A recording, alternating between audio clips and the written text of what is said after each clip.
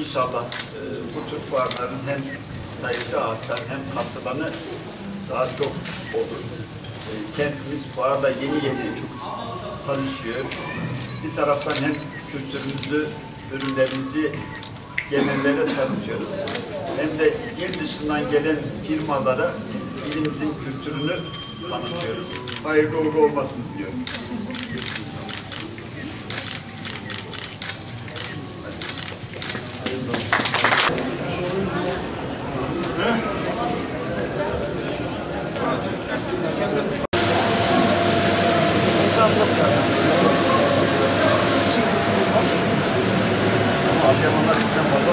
Fuarımıza 130 firma stand açmış.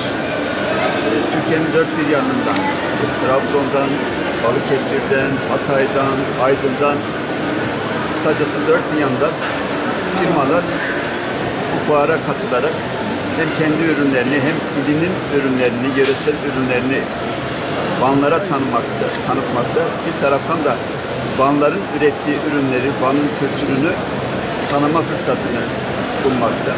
İnşallah bu fuarların sayısını artırıp ilimizin ekonomisine, tanıtımına katkı sağlamamız lazım. Burada görev alan, stand açan tüm firmalarımıza teşekkür ediyorum. Bekliyoruz. İlk gün çok güzel bir teveccüh var. Standlar doldu. Bütün standlarımızda 81 ilden gelen yöresel ürünlerimiz burada tanıtımlarını gerçekleştiriyorlar. Ben eminim Vanlı halkımız da buraya teveccüh gösterecek.